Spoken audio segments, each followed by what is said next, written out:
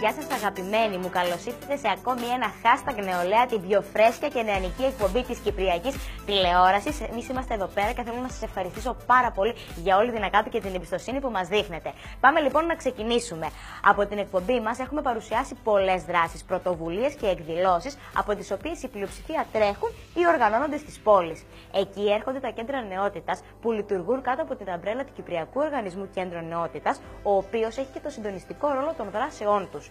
Ενδιαφέρον, Το ίδιο πιστεύουμε και εμείς και καλέσαμε τη Θεογνωσία για να μας τα μάθει όλα.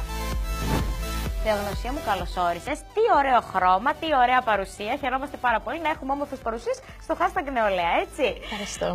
Θα ήθελα λίγο να μου κάνεις μια σύντομη παρουσίαση του Κυπριακού Οργανισμού των Κέντρων Νεότητας για να μάθουμε πολλά περισσότερα. Γεια σου, Δημήτρα.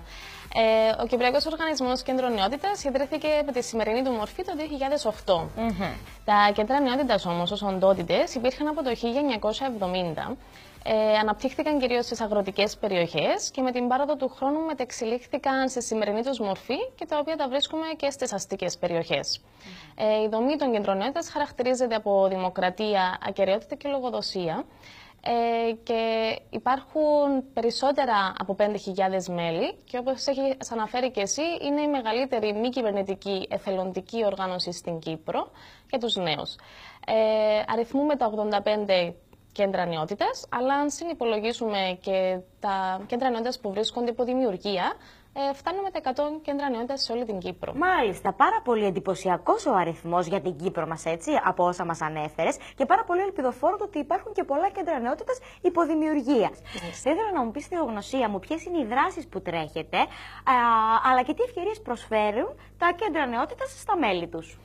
Φυσικά, τα κέντρα νεότητας και κατ' επέκταση ο οργανισμός μας προσφέρει στα μέλη ευκαιρίες επιμόρφωσης, ενημέρωσης, ψυχαγωγίας και αθλητισμού και έχουν ως βάση τους μεθόδους της μη τυπικής εκπαίδευσης και μάθησης.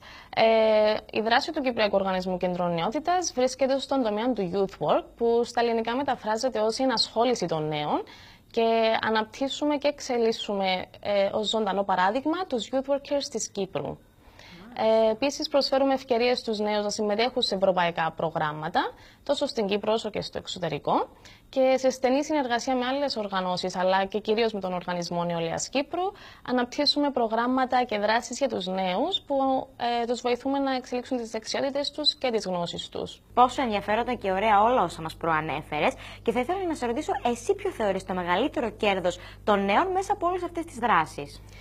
Όσοι είναι μέλη των κέντρων νεότητας, είναι πιο δραστήριοι και πιο ενεργοί ως πολίτες, σε τοπικό αλλά και σε ευρωπαϊκό επίπεδο. Ενισχύουν την εθελοντική δράση στην Κύπρο, αλλά και την επαγγελματική τους κατάρτιση.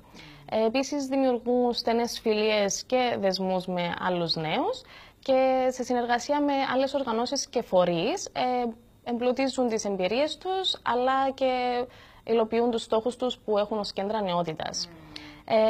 Οι νέοι λοιπόν που συμμετέχουν στα κέντρα νεότητας γίνονται πιο αυτόνομοι ως άτομα, ενισχύουν την κριτική τους σκέψη και αναπτύσσουν ένα όραμα με ευαισθησία για το κοινό καλό. Τέτοια χαρακτηριστικά θέλουμε να έχουν οι νέοι αυτού του τόπου, γιατί πραγματικά οι νέοι είναι το μέλλον μας και είναι πάρα πολύ σημαντικό. Γι' αυτό νομίζω ότι πρέπει να ψαχτείτε λίγο παραπάνω με τα κέντρα νεότητας. Πού μπορούμε να σας βρούμε? Μπορείτε να επισκεφτείτε την ιστοσελίδα μας στο www.cyprusyouth.org, αλλά και στη σελίδα στο Facebook @Κοκέν Κέντρα Νεότητας. Τέλεια. Είναι πάρα πολλοί οι νέοι που μας παρακολουθούν αυτή τη στιγμή και πάρα πολύ σημαντικό να ενημερώνουμε για όλα αυτά τα οποία μπορεί να μην γνωρίζουν. Σε ευχαριστούμε πάρα πολύ, Θεογνωσία.